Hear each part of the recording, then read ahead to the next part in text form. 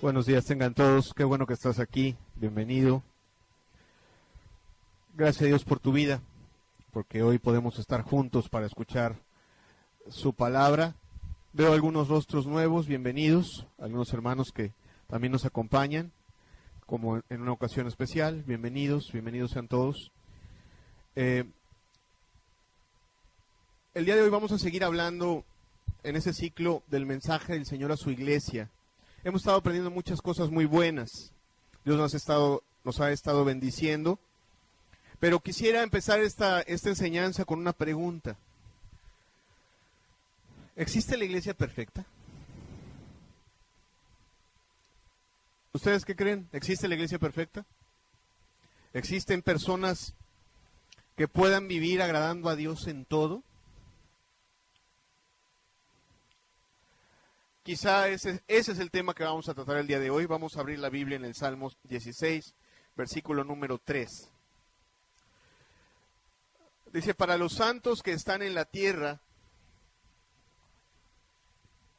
y para los íntegros es toda mi complacencia. Para los santos que están en la tierra y para los íntegros es toda mi complacencia. Con este pasaje solo quiero introducir esta enseñanza y decirte que es completamente posible vivir agradando a Dios en todo. Es completamente posible tener contento a Dios y tener a un Dios complacido con nuestras vidas. Es completamente posible. Y de hecho, el día de hoy vamos a hablar de una iglesia muy especial con características prácticamente únicas. Una iglesia tan especial, la cual es alabada por Dios por su fidelidad, por su obediencia, por ciertas características muy especiales, y le vamos a dar sobre todo pues una aplicación práctica a nuestras vidas, ¿no? Vamos a hacer una oración. Padre, gracias porque estamos aquí en esta mañana, Señor, porque podemos escuchar tu palabra, porque nos concedes el privilegio de oír tu verdad, amado Señor. Padre, asístenos, dirígenos con tu Espíritu Santo. Dirige a un servidor para hablar tu palabra con libertad, con tu gracia, Señor, con el conocimiento de lo alto, Padre. Y abre los corazones, abre el corazón de cada uno, Señor, el entendimiento de cada persona, para que, Padre, tu palabra caiga en la buena tierra y podamos aprender y podamos imitar y te podamos servir con un íntegro corazón, Señor, en el nombre precioso de Jesús. Te lo pedimos. Quisiera poner un mapa que hemos estado utilizando en este ciclo para hablarte de esas 7 iglesias que aparecen en el libro de Apocalipsis. Lo hemos estado poniendo y es importante entender varias cosas. De hecho, aquí casi no se ve, pero en este punto que tú ves aquí está ubicada la isla en la que fue escrito el libro de Apocalipsis. Estaba el apóstol Juan ubicado en la isla de Patmos, y le escribe a 7 iglesias ubicadas en 7 ciudades que realmente existieron. De hecho, tú puedes ver el orden que aparece en las cartas a estas iglesias, es el orden geográfico en el que aparecen en este mapa. Empieza por Éfeso, Esmirna, Pérgamo, Tiatira, Sardis. El día de hoy nos toca hablar de la iglesia de Filadelfia, y dentro de 3 semanas hablaremos de la iglesia de la Odisea. Ok, tú puedes, estamos viendo, y de hecho las cartas fueron escritas en ese orden. No se sabe si fueron 7 los mensajeros o fue uno que fue recorriendo ciudad tras ciudad en esa ruta para repartir a las iglesias. Ok, y en esas iglesias nosotros podemos ver diferentes características de iglesias de las cuales cada uno de nosotros en los días anteriores hemos podido aprender algo. Por ejemplo, hemos visto iglesias doctrinalmente muy fuertes, capaces de distinguir cualquier error doctrinal, pero veíamos sin amor. Muy fuertes doctrinalmente, muy llenas de conocimiento, pero sin amor. Otras muy fieles, muy fervorosas, sin embargo, con fuertes errores doctrinales. Otras con mucho amor, pero tolerantes con el pecado, ¿verdad? Otras con mucha vida humana, con muchas reuniones, con muchas obras, con muchas cosas, pero completamente muertas espiritualmente. Una que piensa estar, y ya lo veremos cuando hablemos de la iglesia de la Odisea, que piensa tenerlo todo y realmente no tiene nada, está en la vil miseria espiritual. Una con una vida humana muy pobre, llena de esclavos, de gente sencilla, sin embargo, dice la Escritura, que está llena de riquezas eternas. Y esta iglesia y una que ya mencionamos, la iglesia de Sardis, son las únicas dos iglesias a las cuales el Señor no les reprocha absolutamente nada. De verdad es interesante, cuando veíamos Sardis, veíamos a una iglesia también sin reproche, padeciendo mucha persecución, sufriendo mucho, el Señor enseñándonos acerca de que aquellos que son verdaderamente cristianos han de padecer en esta vida, ¿verdad? Ok, el día de hoy vamos a ver a la otra iglesia a la cual el Señor no le reprocha absolutamente nada. Y quiero decirte que, de entrada, quiero decirte que esta enseñanza la vamos a tener en dos partes. El día de hoy vamos a ver las características de una iglesia fiel. Y la siguiente semana vamos a hablar de esta misma iglesia, pero vamos a ver las grandísimas promesas que tiene una iglesia fiel. Y he decidido partirla en dos, porque esta carta, aunque parece pequeña, está tan rica en palabras que nos han de aprovechar a nuestra vida, alumbrar nuestro camino. Y por otro lado, las promesas que Dios le hace a una iglesia de estas características valen la pena hacer una mención aparte respecto de todo, de la forma en la que Dios quiere bendecir a una iglesia que le es fiel. Vamos a abrir la Escritura en el capítulo 3 del libro de Apocalipsis, versículos del 7 al 13. Escribe al ángel de la iglesia en Filadelfia. Esto dice el santo, el verdadero, el que tiene la llave de David, el que abre y ninguno cierra, y cierra y ninguno abre. Yo conozco tus obras. He aquí, he puesto delante de ti una puerta abierta, la cual nadie puede cerrar, porque aunque tienes poca fuerza, has guardado mi palabra y no has negado mi nombre. He aquí, yo entrego de la sinagoga de Satanás a los que se dicen ser judíos y no lo son, sino que mienten. He aquí, yo haré que vengan y se postren a tus pies y reconozcan que yo te he amado. Por cuanto has guardado la palabra de mi paciencia, yo también te guardaré de la hora de la prueba que ha de venir sobre el mundo entero, para probar a los que moran sobre la tierra. He aquí, yo vengo pronto, retén lo que tienes, para que ninguno tome tu corona. Al que venciere, yo lo haré columna en el templo de mi Dios, y nunca más saldrá de allí, y escribiré sobre él el nombre de mi Dios, y el nombre de la ciudad de mi Dios, la nueva Jerusalén, la cual desciende del cielo de mi Dios, y mi nombre nuevo. El que tiene oído, oiga lo que el Espíritu dice a las iglesias. Ok, es una carta que, como te decía, tiene aunque es corta, realmente son pocos los versículos, 6 quizá, exactamente 6. Está llena de verdades sumamente profundas que han de enseñarnos muchísimo. Y aunque es una iglesia a la cual el Señor no le reprocha nada, tiene grandísimas cosas que enseñarnos. Entonces, quiero empezar, como hemos estado viendo en las iglesias anteriores, que el Señor, para presentarse a cada una de esas iglesias, escoge una forma determinada. Y en esta parte, el Señor escoge para presentarse a esta iglesia una visión muy especial, Dice Apocalipsis 3, versículo número 7, dice, escribe al ángel de la iglesia en Filadelfia.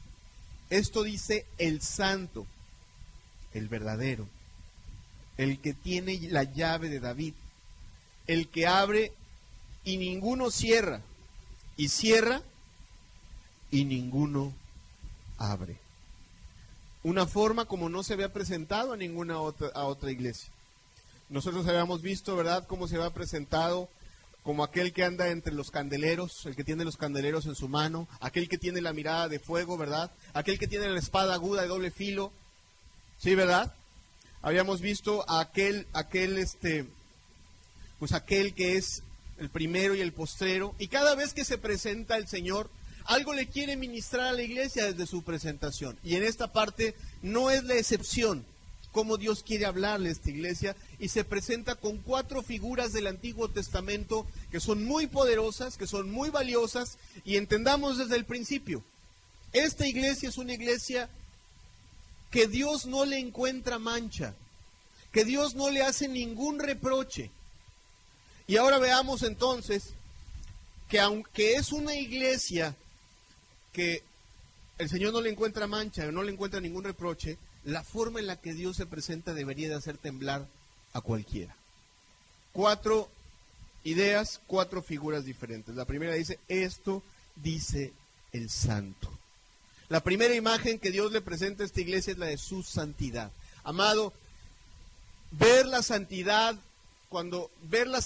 en Dios es sumamente complicado, porque Dios es un ser único, es perfecto. No hay con qué compararlo en esta tierra. ¿Cuántos dicen amén? Dios es único, es perfecto.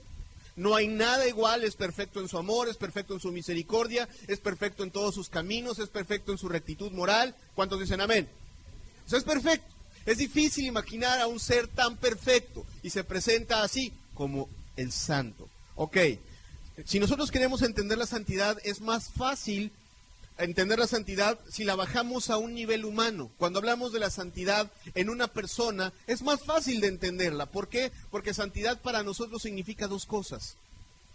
Estar apartados del pecado y vivir para honrar a Dios. ¿Sí? ¿Estamos en esa parte? ¿Cuántos dicen amén? Ok, entonces, santidad para nosotros es más fácil de entenderla porque es entender que debemos de vivir apartados del pecado.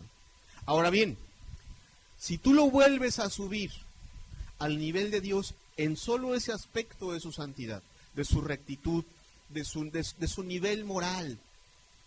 O sea, si nosotros debemos de vivir apartados del pecado, y nosotros somos llamados a ser santos, y él que está escribiendo la carta no es una vez santo, ni 2 veces santo. ¿Cuántas veces es santo? Es 3 veces santo. El nivel de santidad es muchísimo mayor. Su nivel de separación del pecado es muchísimo mayor que la de cualquier ser humano. Si un ser humano puede ser recto, Dios es 1000 veces más recto que él. Vamos, la Escritura, es más, si el ser humano puede convivir con el pecado, Dios no puede convivir con el pecado. Si tú ves la Escritura, tú vas a darte cuenta que en la casa de Dios no va a entrar nada que haga injusticia, abominación o mentira. ¿Cuántos dicen amén? Es perfecto, está muy lejos del pecado. Ok.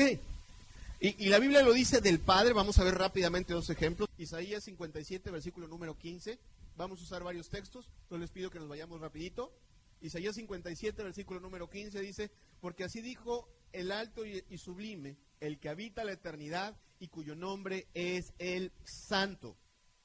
Yo habito en la altura y la santidad y con el quebrantado y humilde de espíritu para hacer vivir el espíritu de los humildes y para vivificar el corazón de los quebrantados. La Escritura lo dice del Padre, pero también lo dice del Hijo. El mismo Señor Jesucristo lo pone al mismo nivel de santidad. Veámoslo rápido, y aquí lo vemos desde una manera peculiar. Es reconocido por un demonio. Hasta los demonios saben que Jesucristo es completamente puro y perfecto en todo su ser, y sobre todo cuando estamos hablando de su rectitud moral. Amén. Dice Lucas 4, versículos 33 y 34. Dice, estaba en la sinagoga un hombre que tenía un espíritu de demonio inmundo, el cual exclamó a gran voz, diciendo, déjanos, ¿qué tienes con nosotros, Jesús Nazareno? ¿Has venido para destruirnos? Yo te conozco quién eres, el Santo de Dios. ¿Ok? El mismo título que tiene el Padre lo tiene el Hijo y también lo tiene su Espíritu, que su Espíritu es santo también. ¿Amén? Ahora, ¿por qué se le presenta así el Señor a esta iglesia? Si tú sumas esta carta de presentación con la carta de presentación que tiene el Señor con la iglesia de Pérgamo, en donde dice que Él tiene los ojos como llama de fuego, abrasador, ¿verdad? Y cuando veíamos esa presentación, entendíamos que ante los ojos del Señor no se esconde absolutamente nada, ¿verdad? Que el fuego abrasador quema, desbarata cualquier máscara que cualquier ser humano se pueda poner, ¿sí o no? ¿Cuántos dicen amén? Que Dios es el que escudriña la mente y escudriña el corazón, ¿ok? Sí sabemos eso de parte de Dios, o sea, a nosotros podemos a lo mejor prevenir y presentarnos en la iglesia y decir, no, yo soy cristiano. Dios sabe si es cristiano o no es cristiano, ¿ok? Dios lo conoce, es más, tú podrás por fuera y todo decir, de ese es hermano, y Dios decir, no lo es, porque su corazón está desviado, porque no me ama, en fin, esa cualidad única tiene Dios. Si tú sumas esa cualidad única a la santidad de Dios, a que Dios no tolera el pecado, a que Dios no convive con el pecado, y ese Dios santo escudriña esta iglesia, la analiza, la pesa, la pone en balanza, y este Dios santo no reprocha a esta iglesia.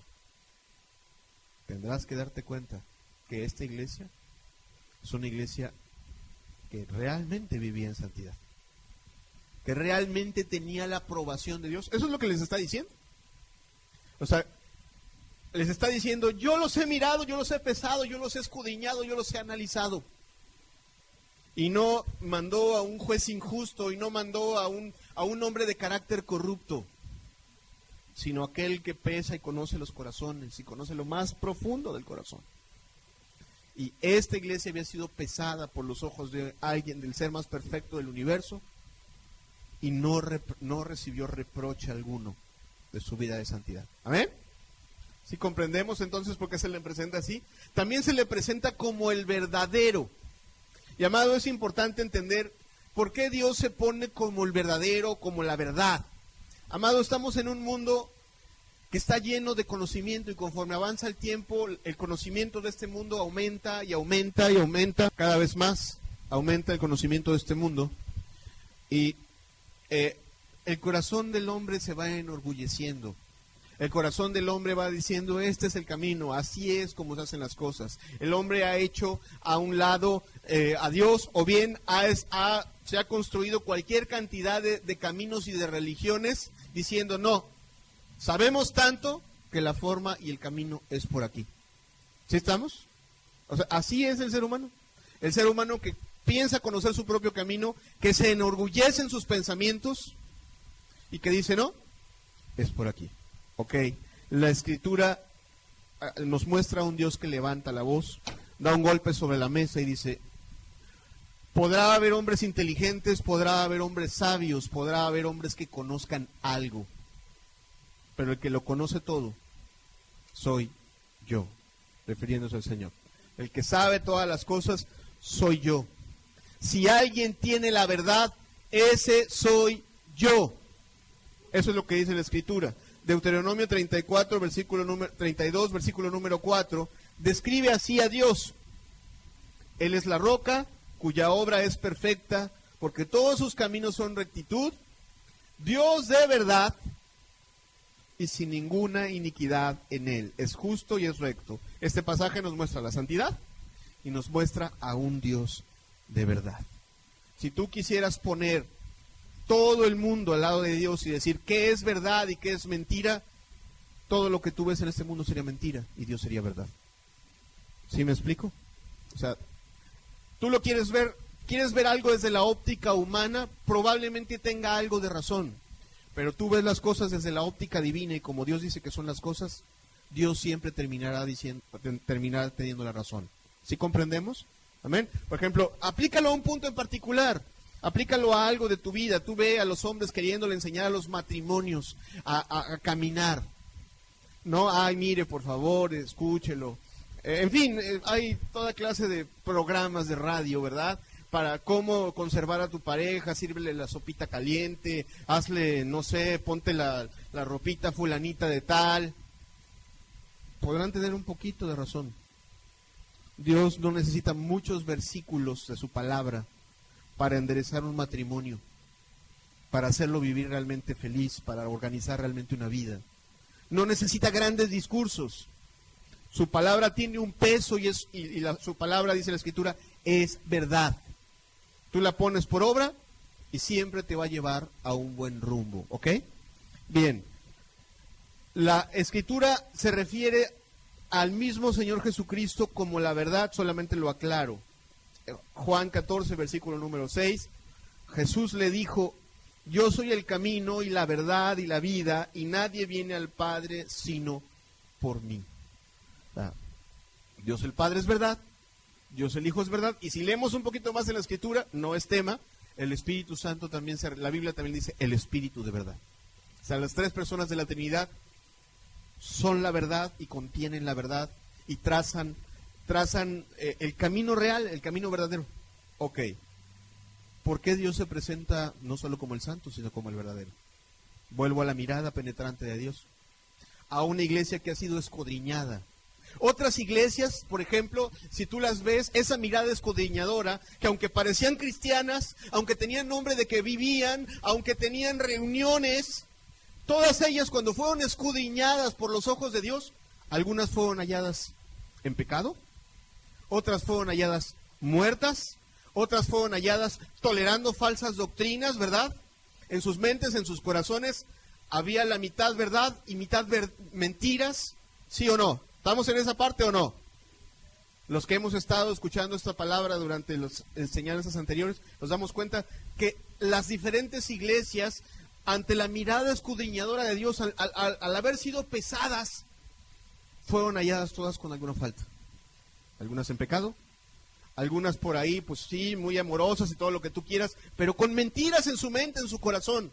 Ok, esta iglesia es escudriñada. Sus pensamientos son escudriñados, su corazón es escudriñado y Dios no halla en ellos ni una sola mentira. ¿Sí entendemos? No haya en ellos ni una sola mentira. O sea, estaban claros de quién era el Dios verdadero, de cuál era el único camino que lleva a la vida. ¿Quién es el único camino que lleva a la vida? Jesucristo es el único camino que lleva a la vida. Y que solo hay una verdad. ¿Ok? Bien. Dios los encontró así y se los alaba. A pesar de Dios de presentarse con un título tan pesado, no haya iniquidad, no haya engaño en esa iglesia. Ahora bien, también se presenta de otra forma muy peculiar. Dice el pasaje, se les presenta como el que tiene la llave de David. Es una referencia clara hacia el Antiguo Testamento y lo único que quiere decir, mira, amado, el que tiene las llaves, ¿qué es lo que tiene? El que tiene las llaves, ¿qué es lo que tiene? Tiene autoridad, tiene poder. Si nosotros hubiéramos llegado hace rato y no hubiera venido el que traía las llaves, simplemente no hubiéramos entrado, ¿verdad? Nos hubiéramos quedado allá afuera y ya nos hubiéramos regresado a nuestra casa. Porque el que tiene las llaves es el que tiene la autoridad, ¿sí o no? Y así, en este pasaje, el Señor se le presenta a esta iglesia recordándoles un pasaje que aparece exactamente de la misma forma en el libro del profeta Isaías. Vale la pena tomarlo rápidamente. Es una profecía sobre un hombre llamado Eliakim, al cual se le dice que se le va a dar toda la autoridad, se le va a vestir de ciertas vestiduras. Dice Isaías 22:22, es el pasaje que tenemos. Y pondré la llave de la casa de David sobre su hombro, y abrirá y nadie cerrará. Cerrará y nadie abrirá. O sea, cuando la Escritura está diciendo que el Señor que se les está presentando tiene la llave de la casa de David, les está diciendo que se les está presentando el que tiene toda la autoridad sobre, no sobre una iglesia, no sobre una ciudad, sino sobre toda la tierra, y no solo sobre toda la tierra, sino sobre toda la creación, sobre todo el universo. Dice Mateo 28, versículo 18, Jesús se acercó y les habló diciendo, toda potestad me es dada en el cielo y en la tierra. Eso es lo que le está diciendo. Jesucristo tiene el... Aquí hay que entender rápidamente dos cosas. Jesucristo tiene el poder de hacer lo que Él quiera. ¿Cuántos dicen amén? Lo que Él se proponga en su corazón, lo puede hacer. Y si estamos hablando en el contexto de la Biblia y de la lucha por la salvación, Jesucristo tiene el poder de abrirle las puertas de los cielos a cualquier pecador perdido y cerrárselas a todos los demonios. ¿Sí o no? ¿Cuántos dicen amén? O sea, si Jesucristo no abre el cielo, nadie entra en el cielo. ¿Estamos de acuerdo? Jesucristo tiene la autoridad para abrirle el cielo a cualquier pecador que Él determine abrirle el cielo. Dice la Escritura, tendré misericordia de quien yo tenga misericordia. ¿Cuántos dicen amén? A quien Jesucristo le fija los ojos y dice, a este le voy a salvar, a este lo voy a traer a mis pies, es traído por Jesucristo y es salvado. Amén. O sea, tiene Él esa autoridad. Ahora, el cielo está lleno de tesoros. Aquí hay otra metáfora a entender con esta idea de las llaves. El cielo está lleno de tesoros. Dice la Escritura que Jesucristo nos bendijo con toda bendición espiritual en los lugares celestiales. ¿Cuántos dicen amén? Jesucristo tiene la autoridad de repartir todos esos tesoros celestiales a quien Él quiera. Y puede haber una iglesia que sea muy fuerte doctrinalmente, pero que esté falta de amor y falta de humildad, y aunque sea una gran iglesia llena de doctrina, Dios no le da los tesoros por su soberbia de corazón. ¿Cuántos dicen amén? Porque Dios, ¿qué hace con los soberbios? Dios resiste a los soberbios. Y ese mismo Jesucristo poderoso, a una iglesia pobre, llena quizá de esclavos, de gente no estudiada, de gente no preparada, de gente que no está en seminarios, pero que sabe hacer una cosa, doblar sus rodillas y llorarle al Dios de los cielos. A esa iglesia Dios le puede abrir el tesoro de los cielos y repartirle dones, talentos, sabiduría, poder, gracia, de todas formas. ¿Cuántos dicen amén? O sea, Dios, y está en la soberana decisión de Dios, decidir a quién le da la salvación y a quién le reparte las riquezas eternas. ¿Ok? Bien, eso es importante entenderlo. Dice una parte más, se presenta de cuatro verdades, por eso te decía, es sumamente profunda. Se le presenta de 4 formas. Dice también que el que abre y ninguno cierra. Y cierra y ninguno abre. ¿Qué es lo que está queriendo decir? Que no hay palabra sobre su palabra. Se está refiriendo a que Dios es un Dios soberano, o sea, que es rey, y que no hay rey encima de Él. Un día cuando Nabucodonosor, el rey más poderoso de la tierra, se ensoberbeció, Dios lo humilló, lo volvió casi una bestia. Nabucodonosor, humillado después de una temporada, se humilla delante de Dios, le pide perdón y Él reconoce. Es uno de los pasajes que te iba a traer. Traigo demasiados pasajes, por lo tanto solo te lo menciono. Nabucodonosor reconoce que no hay rey sobre Dios y que Dios al rey que quiere humillar lo humilla hasta el polvo. No hay palabra por encima de la de Dios. Dice Deuteronomio 4:3, este sí lo vamos a ver, porque esa es la idea. No hay nadie por encima de Él, no solo puede hacer lo que Él quiera. No hay nadie de su estatura, ni de su tamaño, ni de su autoridad. O sea, nadie alcanza ni por cerca una autoridad o una palabra que se asemeje a la de Él. Dice Deuteronomio 4:39, aprende pues hoy y reflexiona en tu corazón que Jehová es Dios, arriba en el cielo y abajo en la tierra. ¿Y qué dice? Y no hay otro. No hay otro. No hay muñequitos, no hay intermediarios, no hay santitos.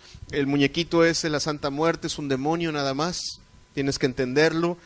Y con mucho respeto a María, tú tienes que entender que María solo era una mujer y no es divina. Lo digo con todo respeto. No es divina. No hay Dios. Aquí lo digo con respeto, si alguien es de la católica, pareciera que se pinta a María como alguien que tiene autoridad sobre Cristo. Mejor le pido a María, pues es su mamá. Y como en este mundo los hijos son bien mandilones y a mamá le hacen caso a todo lo que le dice, aunque tengan ya 45 años, ¿verdad? Pero mamá sigue teniendo el mango, entonces es muy fácil que yo le pida, pues mejor le pido a María, porque a María Jesús no le va a negar nada. Eso es un error. María es una mujer, estoy seguro está en los cielos, honrada por Dios, por el papel que le tocó vivir. Sin embargo, no es un Dios por encima de Jesucristo. Y no hay otro Dios por encima de Él. ¿Estamos de acuerdo? Bien. Salmo 135, versículos 5 y 6, solamente para que quede claro el concepto, y ahorita te explico por qué. Dice, porque yo sé que Jehová es grande, y el Señor nuestro mayor que todos los dioses. Todo lo que Jehová quiere, lo hace, en los cielos y en la tierra, en los mares y en todos los abismos. Esa es la idea. Cuando Dios dice sí es sí, y cuando Dios dice no es no, y nadie tiene una palabra por encima de él. ¿Estamos de acuerdo? ¿Por qué te lo digo? Porque esta iglesia es pisada, es pesada, es observada, es escudriñada por los ojos de un Dios santo, perfecto, por los ojos de un Dios verdadero, es hallada inocente. Y como vamos a ver un poco el día de hoy, y mucho la próxima semana, es una iglesia que es a la que le son abiertas puertas y le es dada una autoridad muy especial y le son dados dones que quizá pueden ser muy cuestionados por el mundo, pero que cuando Dios los da, no hay mano ni no hay autoridad humana que quite lo que Dios le da a un ser humano. ¿Amén? Bien, nada más por darte algunas referencias rapidísimo. Esta iglesia Filadelfia, que fue una iglesia real, o la ciudad fue una iglesia real, fue fundada casi 200 años antes de Jesucristo, por un emperador llamado Átalo, que tenía un hermano al cual quería mucho, lo quería demasiado, y lo quería tanto que ese inusual amor que tenía por su hermano, le llevaron a ponerle como apodo esta ciudad Filadelfia. O sea, de ahí viene su nombre. Ok, esta iglesia estaba en un lugar peculiar, estaba en una zona volcánica, había muchos terremotos en esa ciudad, estaba en una colina que daba hacia un valle, y era constante la cantidad de terremotos que había. Por ejemplo, en el año 17 después de Jesucristo hubo un terremoto que destruyó no solo la ciudad de Filadelfia, sino la de la Odisea. En el año 60 después de Jesucristo, fue otra vez completamente derrumbada la ciudad de Filadelfia. Aquí lo curioso, en ese entonces ya existía una iglesia. Sin embargo, a pesar de que la ciudad fue derribada, la iglesia se mantuvo en pie. ¿Qué más decirte? Bueno, en la Biblia no hay demasiadas referencias de cómo se fundó esta iglesia. ¿Quién la fundó? ¿Quiénes fueron sus pastores? ¿Quiénes fueron sus misioneros? No hay referencias. Sin embargo, es muy probable que, como vimos en el mapa, son ciudades muy cercanas. Y esta iglesia estaba a más o menos 60 kilómetros de la ciudad de Sardis. Entonces, es muy probable que toda esa zona haya sido influenciada por el ministerio del apóstol Pablo.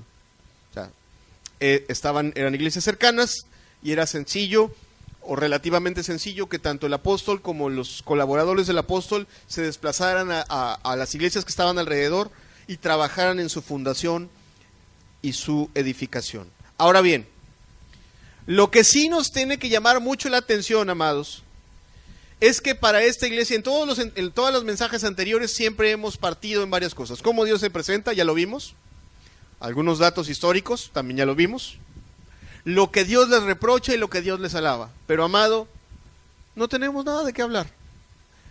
No hay nada que Dios le reproche. A otras iglesias, te repito, Dios les reprocha su falta de amor. Les reprocha su tolerancia a las falsas doctrinas, ¿verdad? De lo cual mucho tenemos que aprender, ¿no? Tenemos mucho que aprender cuando Dios le reprocha a una iglesia su falta de amor. Bueno, tomamos consejo y decimos, no, tenemos que amar más a Cristo, tenemos que amar más los unos a los otros. Cuando le reprocha a una iglesia su tolerancia al error, a las falsas doctrinas, aguas, voy a dejar de ver ya mis videos de YouTube, el apóstol fulanito de tal, ese que ya mejor no leo la Biblia, mejor me pongo a barrer y pongo el YouTube y ahí estoy escuchando al fulano, ¿verdad? Ese clase de mensaje me debe de llegar a pensar, bueno, tengo que cuidar mi corazón, lo que entra por mi mente, ¿verdad? A otras iglesias les reprocha su tolerancia al pecado, ¿verdad? Esa tibieza de arreglar y de señalarle a los hermanos con amor que se tienen que guardar, que tienen que corregir sus faltas, que tienen que vestirse de tal forma que le agraden al Señor, ¿verdad? A otras iglesias, acuérdate que les reprocha su falta de santidad, su vida libertina en el pecado. Eso vimos. A otras iglesias, como lo vamos a ver cuando hablemos de la iglesia en la Odisea. Iglesias que se sienten cristianas, pero que están ahí indiferentes, en su casa, nada más yendo y viniendo a las iglesias y viendo a la gente cómo se pierde, y nadie sale a predicar a las plazas, a los parques, nadie sale a compartir. Dios les reprocha su indiferencia. Y de todo eso tenemos que aprender, amados, pero esta iglesia no le reprocha absolutamente nada. No le reprocha nada. ¿Por qué? Porque es una iglesia que lo tiene todo. Lo tiene todo en cuanto a lo que Dios está esperando de una iglesia. 4 cosas, hablemos más bien entonces de lo que Dios le alaba.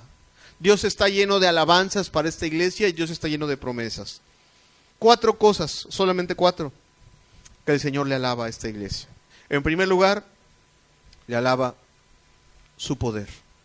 Veamos Apocalipsis 3, versículo número 8. Le alaba su poder. Dice: yo conozco tus obras, y he aquí, he puesto delante de ti una puerta abierta, la cual nadie puede cerrar, porque aunque tienes poca fuerza, has guardado mi palabra y no has negado mi nombre. Y alguno va a decir: hermano, espéreme. Ahí dice que tiene poca fuerza. ¿Cómo dice que le alaba a Dios su poder? Ok, permíteme explicarte por qué Dios le alaba su poder. Esta iglesia, el Señor sí le reconoce que tiene poca fuerza. ¿Cuántos dicen amén? Sí tiene, y sí se la reconoce. Amado, esta iglesia es una iglesia que está consciente de sus limitaciones y de sus debilidades.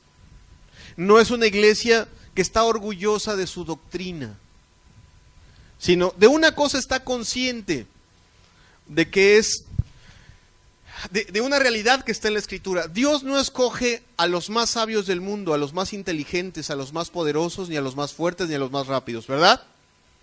¿Cuántos dicen amén a eso? No. Más bien escoge de lo vil, de lo torpe, de lo menospreciado. ¿Sí o no? Y el apóstol le dice a una iglesia: y mirad, hermanos, que los que entran entre nosotros, pues sí, hay alguno sabio, hay alguno rico, hay alguno fuerte, sí, pero no son muchos. ¿Sí, verdad? ¿Estamos en esa parte o no? Normalmente el Señor, y digo, no es que el Señor no quiera la salvación de los sabios, ni de los ricos, ni de los fuertes. Claro que la quieren. Sin embargo, a ellos les cuesta mucho trabajo entrar en el reino de los cielos, porque confían en su riqueza, ¿verdad? Porque están confiados en su sabiduría, porque están confiados en sus dones, en sus talentos, y por lo tanto les cuesta mucho trabajo entrar al reino de los cielos. ¿Y por dónde se entra al reino de los cielos, amado? Por la puerta angosta. Y por esa puerta angosta se entra humillado, se entra a través de Jesucristo. Jesucristo no ha de introducir al reino de los cielos a alguien que no sea humilde, a alguien que no se sepa humillar, a alguien que no sepa reconocer su condición.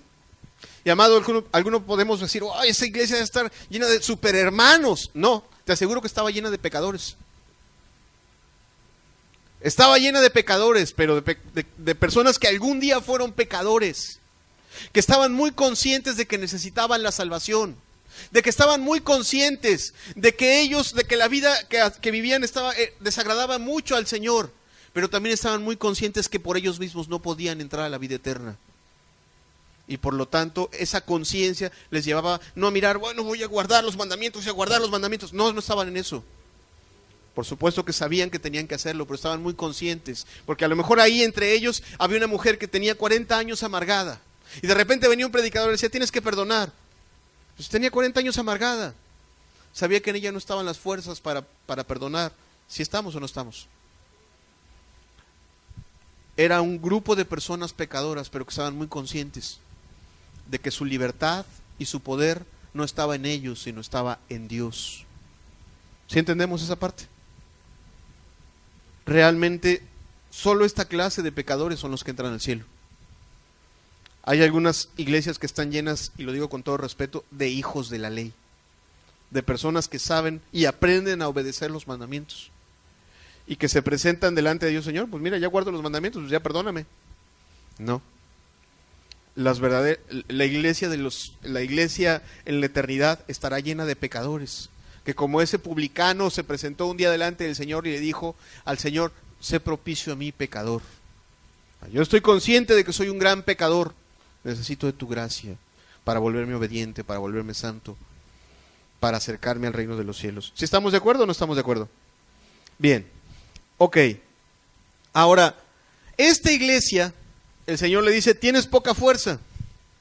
Más bien estaba consciente de sus pocos recursos, de su poca sabiduría. Cuando vimos a la iglesia de Sardis, veíamos, a la iglesia de Esmirna, veíamos que era una iglesia que no estaba llena de gente rica, de gente influyente, sino más bien eran gente esclavos, eran personas sencillas, de trabajos sencillos. Y a esa iglesia el Señor les dice que eran ricos. ¿Sí recordamos esa parte? Dios le dice a esa iglesia: tú eres rico. Ok. Esta iglesia, que tiene poca fuerza, estaba muy consciente de que no tenía grandes fuerzas. Pero el que realmente es pobre y que realmente agrada al Señor y tiene un corazón transformado, regenerado, no mira no mira hacia sí mismo para cumplir lo que no puede hacer. O sea, ve que no tiene el poder para hacer las cosas. Ve que no tiene el poder para ser un buen padre. Ve que no tiene el poder para ser un buen evangelista. Ve que no tiene el poder para perdonar. Y no mira hacia sí. ¿Sabes hacia dónde mira? Mira hacia el cielo. Mira hacia el cielo. ¿Y sabes qué es lo que obtiene cuando mira hacia el cielo? Obtiene poder. Cuando las personas están conscientes de que no pueden agradar a Dios por sí mismas, abren la oportunidad de que el poderoso Dios de los cielos abra su mano y les llene de poder. Dice 2 de Corintios 12, versículos 9 y 10. O sea, el apóstol Pablo, cuando está consciente de sus propias debilidades, dice que el Espíritu le ha dicho y me ha dicho: bástate mi gracia, porque mi poder se perfecciona en la debilidad. Por tanto, de buena gana me gloriaré más bien en mis debilidades, para que repose sobre mí el poder de Cristo. Por lo cual, por amor a Cristo me gozo en las debilidades, en afrentas, en necesidades, en persecuciones, en angustias. Porque, ¿qué dice ahí? Porque cuando soy débil, entonces soy fuerte. Y esta iglesia efectivamente era una iglesia que humanamente tenía poca fuerza. Probablemente, si era un grupo de 50 personas, a lo mejor había ya un rico o medio rico. Y el resto era pobre. Y de 50 personas, a lo mejor 49 no sabían leer y escribir como era común en esas épocas. Y por ahí tenían a un médico o a alguien preparado. Pero tenían muy poco de lo que este mundo considera fuerza o poder. Pero tenían mucho de lo que viene de los cielos. ¿Ok? Otra consideración por la cual te puedo decir que estaban llenos del poder de Dios, porque probablemente no eran una iglesia muy numerosa, eran una iglesia quizá pequeña. Y eso les lleva a considerar: bueno, no somos la gran cosa. Fíjate lo que Jesucristo le dijo a sus discípulos. Lucas 12, versículo 32. No temáis, manada pequeña. ¿Qué le promete esa pequeña manada? Porque a vuestro Padre le ha placido daros el reino. La Escritura dice: Dios no salva con muchos. A Dios le da igual salvar con muchos o con pocos. ¿Cuántos dicen amén? O sea, Dios no necesita una gran organización llena de 3,000 personas, con recursos económicos del extranjero, con misioneros, con seminarios. Dios nada más quiere personas que le crean, que lo amen, que le sirvan. ¿Sí estamos en esa parte? Entonces era una iglesia que humanamente tenía pocas fuerzas, pero estaba llena del poder de Dios. Y así es, ese es el modelo que Dios quiere de una iglesia. Dios no quiere a una iglesia que esté llena de palabras. La Escritura no dice que eso sea la iglesia. Dios no quiere que los predicadores prediquen la palabra llenos de sabiduría solamente. Pablo decía que cuando él iba a predicar, su palabra y su predicación no estaba llena de palabras de humana sabiduría, sino estaba llena de la manifestación del poder de Dios. ¿Cuántos dicen amén? O sea, había milagros, había personas que se convertían. ¿Sí, verdad? Y no se convertían porque los razonamientos los doblaban. Se convertían porque Dios se manifestaba de manera sobrenatural. Enviaba su Espíritu Santo, traspasaba corazones, cambiaba vidas. Hacía sanidades, había milagros. ¿Sí o no? Bien, eso es lo que dice la palabra. Alguno me podrá corregir. 1 Corintios 4, versículo 20 dice: porque el reino de Dios no consiste en palabras, sino que consiste en poder. Entonces Dios le alaba, aunque, ay hermano, ¿cómo? Sí. Le alaba a su falta de poder a esta iglesia. Porque entre su falta de poder y en su falta de fuerza había una grandísima manifestación del poder de Dios. Cada vez que un creyente está consciente de sus debilidades, está consciente de sus faltas y clama a Dios pidiendo: Señor, suple mi torpeza, suple mi escasez, suple mi falta de sabiduría, suple lo que yo no tengo, ahí hay una gran manifestación del poder de Dios. Entonces Dios le alaba eso. Ahora bien, ¿qué otra cosa tenía esta iglesia? Dice Apocalipsis 3:8 que esos ojos escudriñadores veían, dice: yo conozco tus obras, he aquí puesto delante de ti una puerta abierta, la cual nadie puede cerrar, porque aunque tienes poca fuerza, ¿qué le dice? Has guardado mi palabra. Le reconoce su obediencia. Y amado, en esto yo quiero ser muy claro. El sello de un verdadero cristiano está en la obediencia. Tú podrás decir: está bien, yo soy un pecador. Sí, de acuerdo, pero Jesucristo tiene el poder de cambiar una vida pecadora a una vida obediente. ¿Cuántos dicen amén? Ok, y yo acabo de mencionar, ¿estaba llena de pecadores? Sí, fueron pecadores. Fueron desobedientes, pero fueron transformados a una vida obediente. Porque si alguno está en Cristo, nueva criatura es, las cosas viejas pasaron, he aquí todas son hechas nuevas. Muéstrame a un cristiano desobediente, no sé, ¿en qué área te gusta? Es mal hablado. Te voy a mostrar a alguien que no es cristiano. Pero tiene 3 años, tiene 25 años escuchando la palabra. Es el hermano respetadísimo. Sí, pero sigue hablando mal de sus hermanos a espaldas. No respeta el mandamiento de no hablar falso testimonio contra su prójimo. ¿Verdad que existe un mandamiento de eso? ¿Verdad que sí? Muéstrame tú a un cristiano que está hablando de la vida de los demás cuando no están presentes, y te voy a mostrar a alguien que no es cristiano, que no ha sido transformado para la gloria de Dios. Muéstrame a un cristiano que dice que es cristiano y que ama a Cristo y que no perdona a su marido. Te voy a mostrar a un cristiano que no es cristiano, que pesado en la balanza de Dios es impostor. ¿Sí o no? Dice Juan 14, versículo 23 y versículo 24. Respondió Jesús y le dijo: el que me ama, mi palabra guardará, y mi Padre le amará, y vendremos a él y haremos morada con él. El que no me ama, no guarda mis palabras, y la palabra que habéis oído no es mía, sino del Padre que me envió. Entonces, ¿cuál es el sello de un verdadero cristiano? Obedece. Obedece. Obedece todo lo que le diga el Señor, desde los grandes mandamientos hasta cómo se viste. Mira, y te lo digo con todo respeto, conozco a mujeres cristianas, o que se dicen cristianas, que dicen que leen la Biblia, que nunca se aprenden a vestir como dice que se debe de vestir una mujer cristiana, con pudor, con modestia. ¿Sí o no? Así dice la Escritura. ¿Verdad que sí? Con vergüenza, ¿verdad? Con modestia, con discreción. ¿Ok? Muéstrame una cristiana que no se aprende a vestir. O sea, yo entiendo que a lo mejor viene a Cristo, está escuchando la palabra, y eso es entendible, pues el Señor trae pecadores. Amén. A mí me ha tocado ver personas que casi los traen del antro a escuchar la palabra. Han llegado del antro a escuchar la palabra. Gloria a Dios, porque Dios quiere salvar a los pecadores. ¿Cuántos dicen amén? Y si todavía viene oliéndonos a cigarro, pero aquí el Señor lo transforma. Gloria a Dios. Pero con el paso del tiempo ha de ser transformado por la palabra de Dios y ha de volverse obediente. Y así, de verdad, te lo digo. Hay algunas mujeres cristianas que pasa el tiempo y pareciera que se saltan ese versículo. o algunos maridos, que la Escritura dice que deben de ser cabeza de la familia, ¿verdad? Y le siguen soltando a la esposa que ella sea, tú mi amor, tú deciden, aquí está la quincena, mi amor, usted haga. ¿Perdón? ¿Qué Biblia lees? Porque la mía no dice que deba de comportarse un varón así.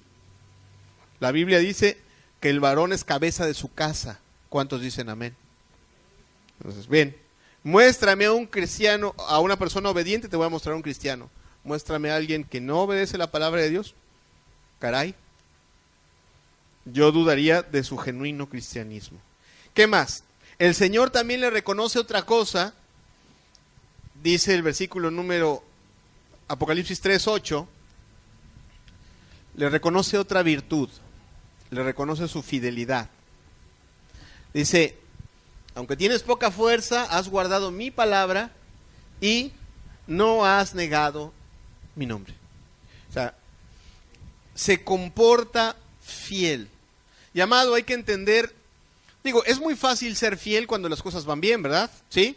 Es muy fácil ser fiel cuando Dios te está bendiciendo, cuando no tienes persecuciones, cuando no tienes luchas, cuando nadie te critica, cuando tienes dinero para bien en la quincena. No, hombre, me voy en taxi a la iglesia, claro que sí.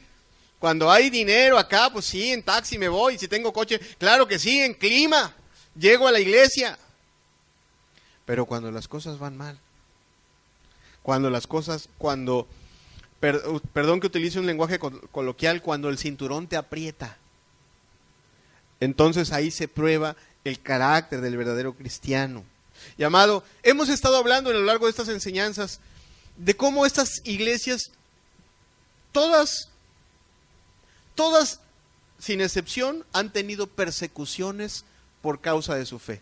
Y no son persecuciones de que te gritan en la calle, aleluya. No, no son esa clase de persecuciones. Son persecuciones de que te llevan y te llevan delante de las autoridades y te vas a negar a Jesucristo, o vas a morir en la hoguera, o vas a morir en la pira, o vas a morir en esto o en el otro.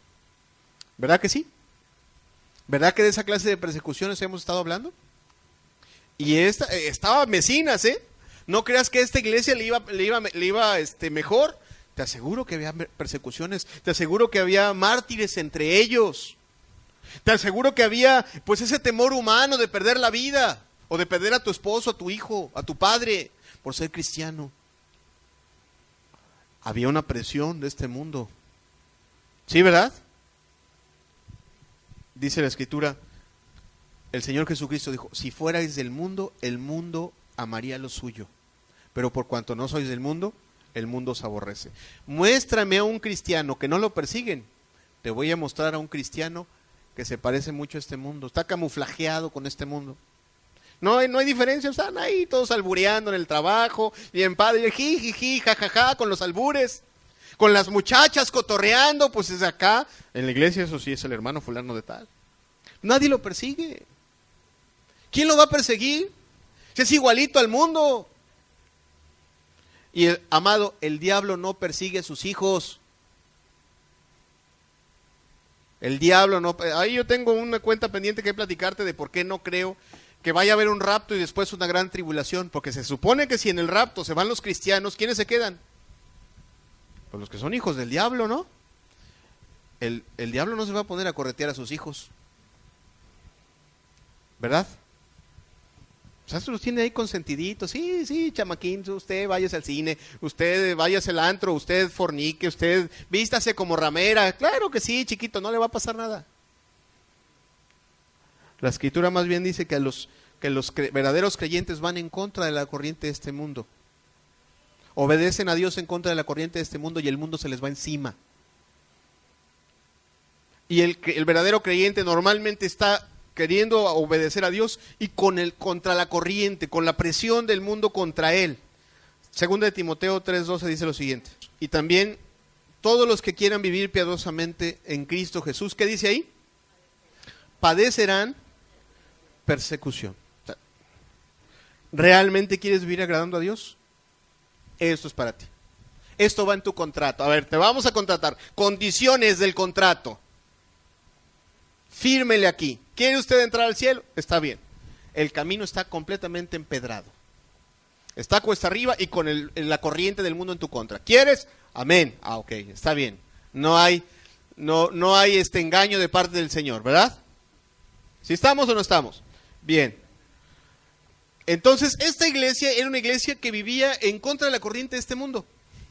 Y mira, si tú lees la carta, y lo vamos a ver más a detalle la próxima semana, cuando hablemos de las promesas, hay una iglesia, hay una sinagoga en esa ciudad, como también la hubo en Sardis, y los judíos estaban sobre los verdaderos creyentes, sobre los verdaderos cristianos, siempre incitando a las autoridades para perseguir, para lastimar, para hacer que los creyentes reconocieran que Jesucristo no era el único camino. Esa era la labor de los judíos. Ellos tenían su camino y querían hacer que los cristianos dijeran, no, Jesucristo no es el camino es este.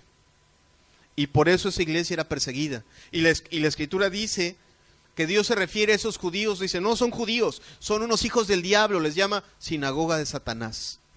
No me sirven a mí, sino le sirven al diablo. Porque la Escritura dice, no, el judío no es el que lo es externamente, no es el que es hijo de Abraham, no es el que forma parte de la nación. El judío empieza aquí, en el corazón. El verdadero judío está comprometido con la obediencia al Señor, con agradar a Dios de todo corazón.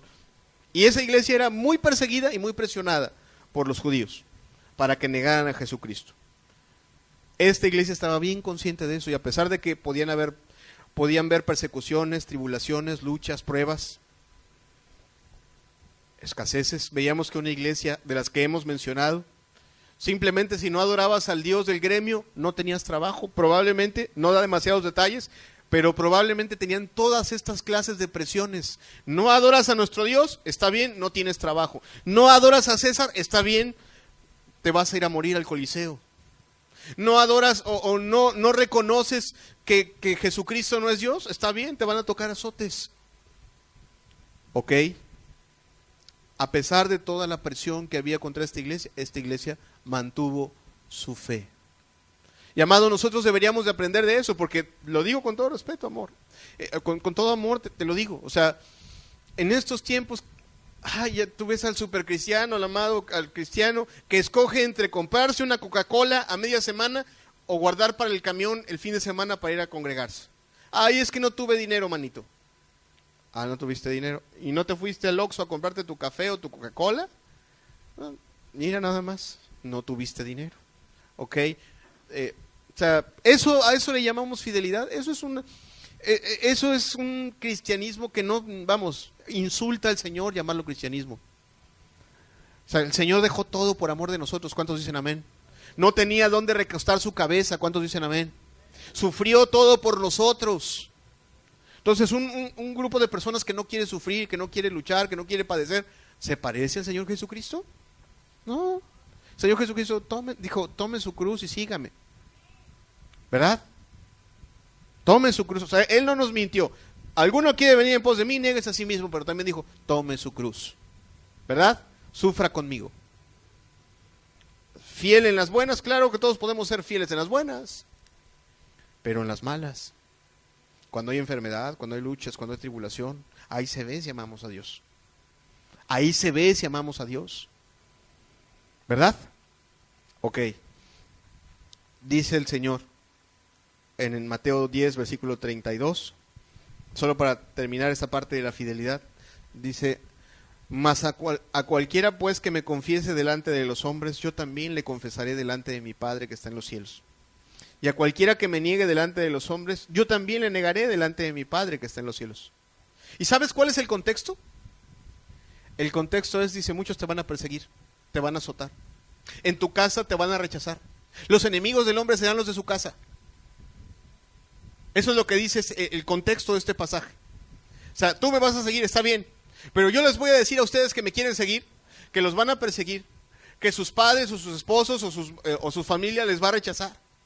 Y ahí mismo les dice, y si alguno ama padre, madre, hijo más que a mí, no es digno de mí.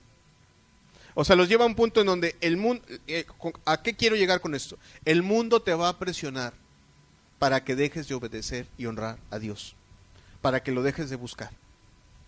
Y esta iglesia fue presionada por el mundo. Y a pesar de que fue presionada, duramente presionada, se mantuvo fiel. Y sus alabanzas se seguían oyendo con fuerza. Y a pesar de que había escasez o luchas o persecuciones, seguías viendo cristianos predicando en las plazas. Seguías viendo cristianos testificando del evangelio. Seguías viendo cristianos sin vergüenza reunirse. Seguías viendo cristianos con fuego buscando glorificar a Dios en sus poquitas fuerzas. Sí, pero seguían valientes diciendo: nuestro Dios está con nosotros y no vamos a temer. Y mucho, amado, deberíamos de aprender. Porque a muchos cristianos les da miedo traer la Biblia, mejor la esconden. Si se la pudieran poner aquí abajo, aquí atrás, lo harían. Amado, no es así. Cuando Jesucristo dice: el que me confiese delante de los hombres. O sea, yo no tengo ninguna vergüenza, es lo que quiere decir el pasaje. No tengo ninguna vergüenza de decir que Jesucristo es mi Dios, es el único camino, y que todo lo demás que se contradiga es mentira. Eso es lo que, a eso le llama Dios fidelidad. Porque en esos tiempos, si tú recordarás, todo el mundo decía: César es Dios. Y los cristianos levantaban su mano diciendo: César no es Dios, Jesucristo es el único Dios. Y les tocaba a ellos, por hacer eso, digo, no era algo así que les saliera gratis o que fuera gratis.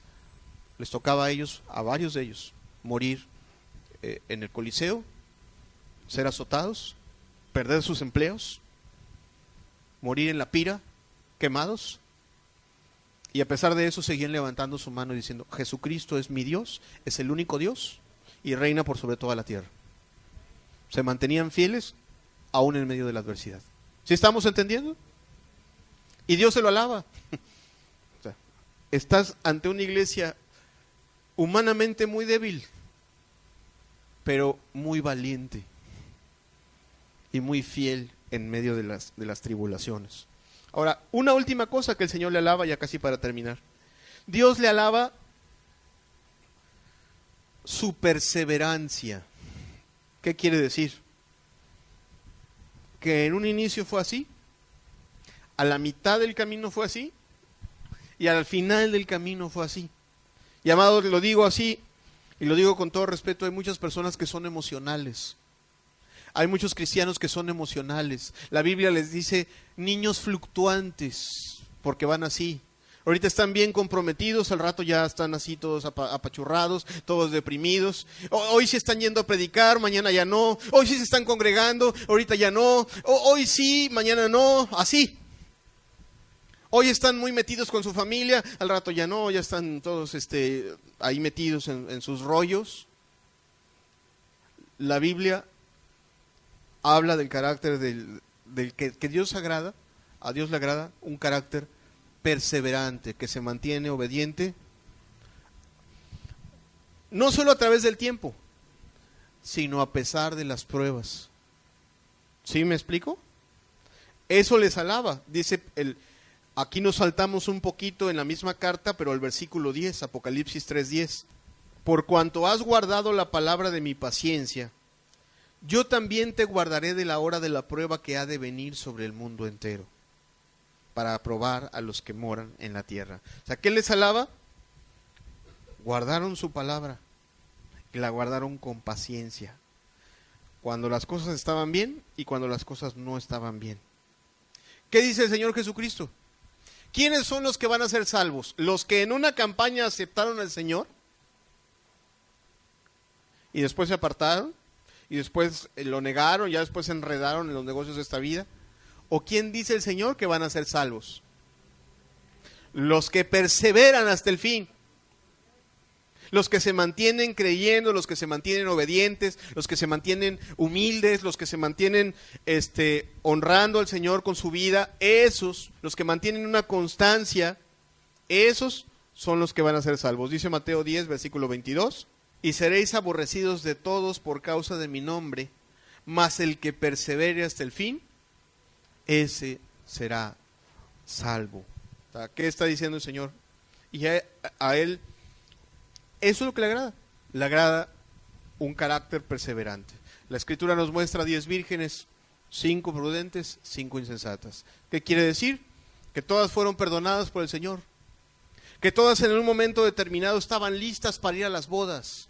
que todas estaban listas para recibir al Señor. Sin embargo, 5 cabecearon, 5 descuidaron, 5 menguaron en su búsqueda, y otras 5 fueron diligentes, fueron prudentes, buscaron la llenura, buscaron el Espíritu, y a esas 5 recibió. ¿Sí estamos o no estamos? ¿Ok? ¿Qué le alaba al Señor a esta iglesia? Que fue perseverante. En las buenas, en las malas. Se mantuvo constante. Fíjate, hay detalles que los cristianos deberíamos de tener muy presentes. A algunos creyentes que de repente se vuelven demasiado complicados y demasiado intelectuales, y lo digo con todo respeto. No es que sea malo ser complicado ni ser intelectual. De repente empiezan a ver las cosas como que de una manera muy dogmática, ¿no? Pues Cristo es mi camino, Cristo es mi reposo, está bien, ¿verdad? Yo no necesito a Cristo nada más, no necesito congregarme. Y empieza a tener una relación con Dios extraña y no sencilla. El verdadero creyente no deja de congregarse, aunque esté lleno de bendiciones. Escúchalo bien. El verdadero creyente no deja de congregarse, porque sabe que en el congregarse hay un medio de gracia especial. Dios le ha de suministrar algo, alguna palabra, alguna bendición. A veces vendrá para bendecir, algunas otras veces vendrá para ser bendecido, algunas veces vendrá para servir, otras veces vendrá para ser servido, pero la Escritura marca una directriz. Debe de ser perseverante en algo tan sencillo como reunirse y congregarse. Así de sencillo, ¿eh? De verdad. Hay creyentes que no entienden esa parte de la perseverancia. Bueno, la perseverancia no solo es en congregarse, por supuesto que no. La perseverancia es en la humildad, en la obediencia, en la fe y en otras muchas áreas que el Señor demanda que nos mantengamos constantes. Pero ilustro solamente esa. Dios le alaba a esta iglesia su perseverancia. Y yo quiero que lo veas desde este punto de vista. Hay iglesias en China que se tienen que esconder debajo de la tierra para tener una reunión cristiana, que se tienen que esconder en una casa. Había en las épocas donde el comunismo estaba muy fuerte, iglesias en Rumanía, iglesias en la Europa oriental, donde los cristianos literalmente les tocaba tener que esconderse para poder tener una reunión cristiana. Mira, nosotros tenemos la puerta abierta. Quien quiere entra, quien quiera no entra. En ese entonces no. Tener una reunión de ese tipo casi era jugar a la ruleta rusa con el pastor que iba a presidir esa reunión. Sabía que si era sorprendido le iba a tocar una golpiza para negar a Jesucristo o no negar a Jesucristo. Amado, a pesar de eso, esas iglesias y esta de la que estamos hablando se mantuvo fiel y se mantuvo perseverante. A pesar de que era perseguida, porque como ya vimos en el pasaje, y lo veremos un poquito más a detalle la próxima semana, fue una iglesia severamente perseguida, para que Dios le diga a una sinagoga judía, que estaban siendo utilizados por el diablo, y les llame sinagoga de Satanás. Te aseguro que no eran cualquier perita en dulce, como se dice coloquialmente, sino que más bien estaban siendo fuertemente utilizados por este mundo para presionar a la iglesia de Cristo. Y a pesar de eso se mantenían fieles, se mantenían unánimes, perseveraban en su fe, se seguían reuniendo, se seguían congregando, seguían buscando del Señor en las buenas y en las malas. El Señor se lo alaba. Amado, pensemos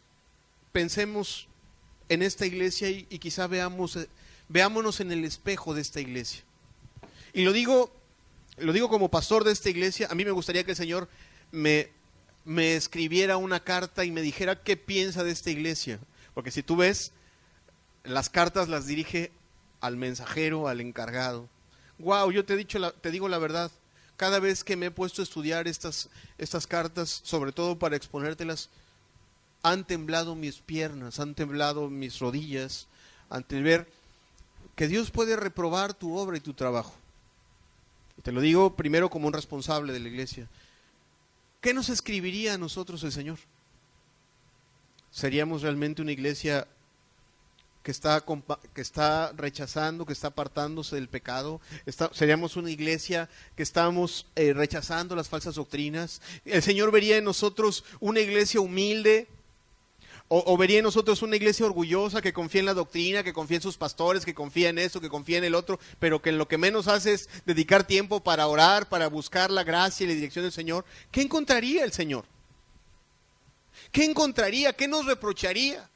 Si llegara un mensajero y dijera, a ver, el Señor te manda esta carta y te va a expresar lo que piensa de ti, ¿qué nos diría? Amado, pero vamos a aterrizarlo un poquito más. No pensemos solamente en una iglesia, pensemos en vidas individuales. Pensemos en ti. Si el Señor te estuviera escribiendo una carta a ti desde los cielos y te dijera, mira, nada se esconde delante de mis ojos. Nada se esconde delante de mis ojos. Nadie puede pecar sin que yo no lo vea. Nadie puede estar pues teniendo compañerismo con la mentira de este mundo sin que yo lo vea. Nadie puede estar dividido en dos corazones, amando a Dios y amando al mundo sin que yo lo vea. ¿Qué te diría, amado? ¿Te alabaría? ¿Te reprocharía? ¿Qué te diría el Señor? ¿Qué te diría? ¿Cuántos de nosotros no quisiéramos que nos dijera que esa carta no viniera con ni un solo reproche? ¿Cuántos dicen amén? Que no viniera con ningún reproche, que te dijera, te he visto cómo te guardas, te he visto cómo sufres, te he visto cómo guardas tu mente, cómo guardas tu corazón, cómo me obedeces a pesar de que te rechazan. Qué preciosa carta.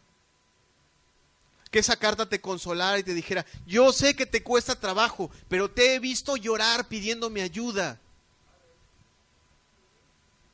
Y he visto cómo te has levantado y has podido con mi gracia. ¿Cuántos no quisiéramos recibir una carta así? ¿Verdad? Sin ningún reproche. Qué triste, ¿no? Qué triste que recibiéramos una carta y que esa carta dijera, mira, no te hagas, yo conozco que ves pornografía. No te hagas, yo sé que en tu corazón tú lo que quieres no es ser cristiano, sino ser tu propia voluntad. Qué triste, ¿no? Al Señor no se le va una. Amados, aprendamos de esto. Aprendamos de esto, porque si bien Dios le escribe a una iglesia, Dios le escribe a personas. Y estas palabras nos las escribe a nosotros para edificarnos, para que nosotros tengamos una fe. ¿Amén? Ahora bien, solo una bendición te voy a decir de las muchas que Dios preparó para esta iglesia. Dios, si a una iglesia Dios la bendijo porque le agradaba, porque le llenaba el ojo, porque veía que no le negaba nada, es esta iglesia. Y de todas esas bendiciones, la gran mayoría las vamos a ver la próxima semana. Solo una te voy a mostrar el día de hoy. Apocalipsis 3, versículo número 8. Dice, yo conozco tus obras, y he aquí, he puesto delante de ti una puerta abierta, la cual nadie puede cerrar. Amado, cuando la Biblia se refiere o utiliza este lenguaje metafórico respecto de una puerta abierta, siempre se está refiriendo a la salvación y a la extensión del reino. Cuando Pablo habla de que tiene la oportunidad de predicar en algún otro lugar y donde hay personas interesadas por recibir el evangelio, donde hay personas interesadas por recibir la palabra, están hambrientas, y el Señor ya le prometió al apóstol que de ese lugar, en ese lugar Dios va a levantarse hijos de Dios, salvos, creyentes. El apóstol decía, Dios me ha abierto una puerta. Te pongo el ejemplo rápido, 1 Corintios 16, versículos del 8 al 9. Pero estaré en Éfeso hasta Pentecostés, porque se me ha abierto una puerta grande y eficaz, y muchos son los adversarios. La Escritura dice, y aquí tenemos que entender, que Dios le promete a esta iglesia pobre quizá no llena de grandes eruditos, muy probablemente o casi seguro no existían entonces los seminarios bíblicos. No existían los institutos teológicos, pero existían las personas genuinamente transformadas por el Espíritu de Dios. Y Dios le promete a esta iglesia que va a utilizar sus pobres vidas, sus pequeñas vidas, para transformar otras vidas, para salvar otras vidas. Y mira, te lo digo, ¿por qué es valiosa esta promesa? Porque el día de hoy, a esta hora, en muchas iglesias se está predicando el evangelio. Pero ¿sabes qué? Pueden pasar años, sin que haya un solo genuino convertido, regenerado por el Espíritu de Dios. Muchos pastores saben letra y llenan a la gente de letra, pero los corazones no cambian. La gente se llena de doctrina, la gente se llena de conocimientos, la gente se llena de ritos, la gente se aprende a vestir, la gente se moraliza. Pero pueden pasar años sin que se vean genuinos convertidos, gente genuinamente regenerada, corazones transformados, nuevas criaturas, como dice la Escritura. ¿Cuántos dicen amén? Así dice, ¿verdad? El Señor transforma corazones. La Escritura habla de la obra del Espíritu, que Él viene a convencer de pecado, de justicia y de juicio. Personas que son tocadas no por la filosofía humana, sino son tocadas por el poder de Dios y son transformadas. Ok, Dios le está prometiendo a esta iglesia que Él va a extender su reino y que los va a ocupar para extender su reino. Y que Él lo va a hacer usándolos a ellos. O sea, ellos van a ver genuinas salvaciones. Ellos van a ver salvaciones en su ciudad, van a ver salvaciones en sus familias y van a ser las salvaciones reales, genuinas. No las artificiales. Tú puedes ver, por ejemplo, los mormones. ¡Wow! ¡Qué gran esfuerzo! Los mandan desde quién sabe qué parte del mundo y visitan y caminan y bien vestidos, su trajecito, ¿todo para qué? Todo ese trabajo que hacen, los testigos de Jehová y todo ese trabajo que hacen muchas iglesias evangélicas no sirve para nada, porque solo están engañando a las personas y todas esas personas y tantísimo esfuerzo para nada. ¿Para qué? Para que se pierdan eternamente. Un camino de confusión, un camino de mentira. Aquí vemos por qué el Señor se le presenta a esta iglesia como la verdad.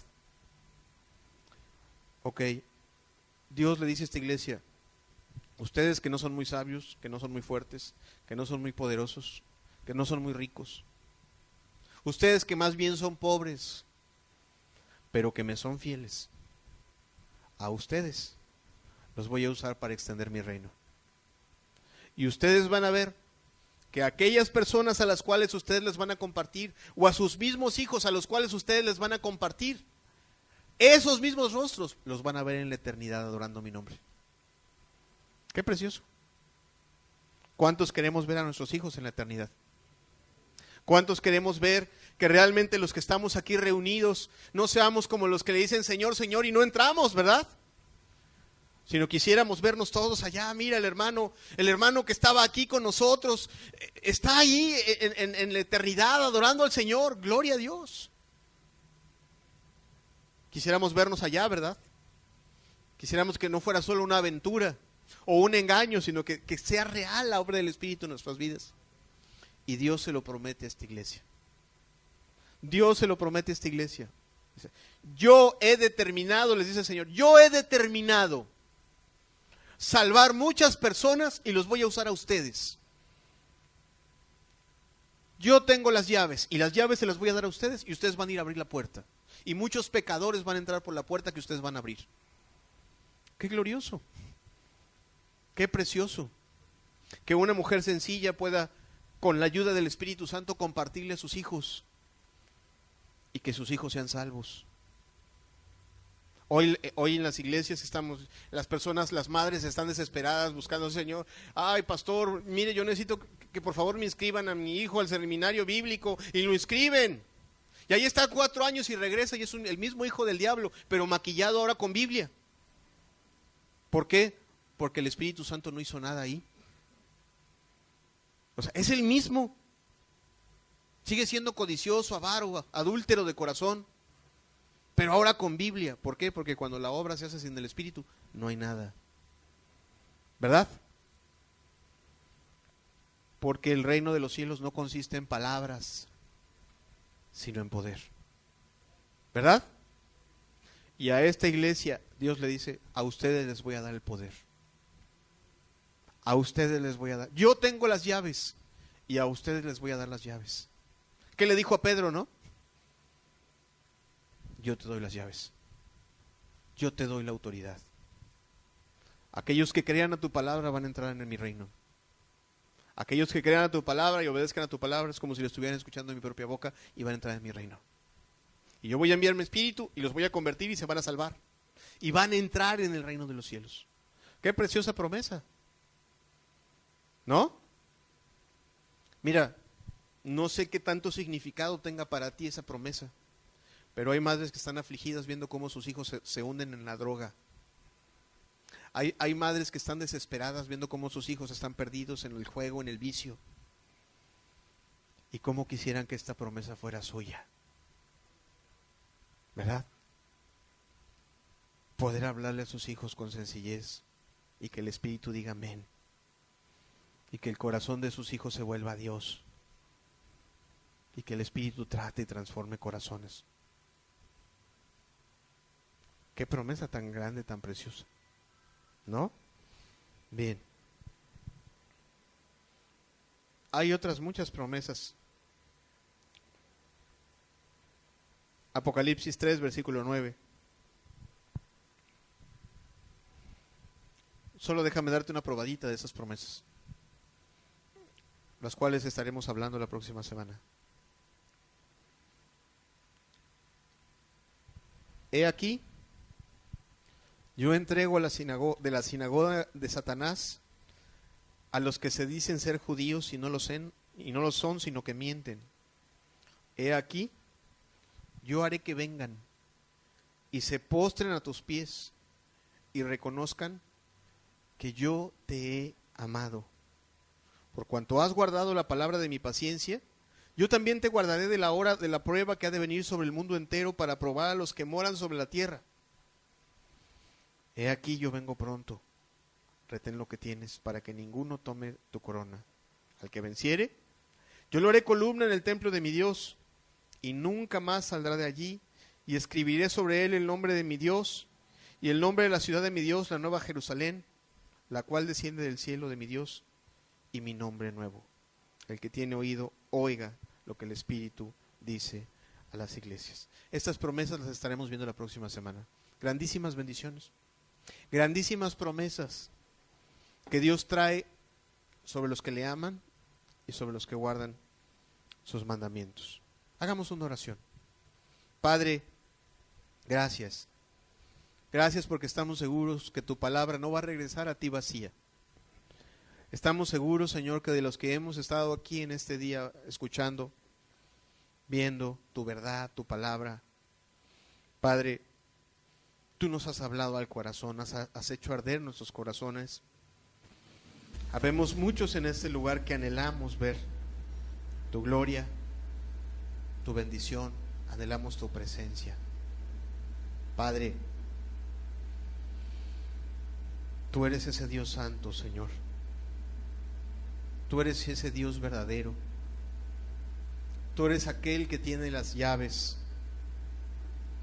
Padre, tú eres aquel, Señor, que abre y nadie cierra, y cierra y nadie abre, Señor. Tú eres aquel que pesa los corazones, que escudriña la mente, que aprueba o reprueba, Señor, nuestra condición. Gracias, Jesús, por lo que hemos escuchado. Llévanos por amor de tu nombre a ser una iglesia fiel, una iglesia que no confíe en sus fuerzas, sino que confíe en tu poder. Padre, una iglesia, Señor, que retenga tu palabra y la guarde. Padre, una iglesia, Señor, que no niegue tu nombre a pesar de las adversidades. Señor, ayúdanos a ser creyentes, cristianos, que se mantengan fieles a lo largo del tiempo, para que tú seas glorificado en nosotros, Señor, para que tú seas glorificado en nuestras vidas. Padre, anhelamos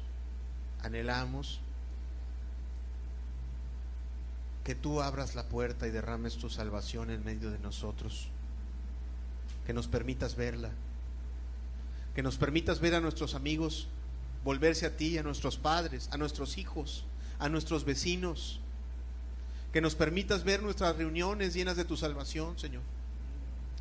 Perfecciónanos de esa forma, Señor.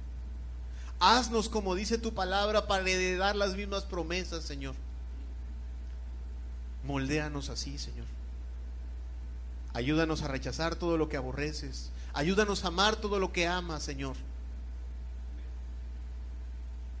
Que nos apoyemos no en nuestras fuerzas, no en nuestra prudencia, sino en tu verdad, la cual es absoluta.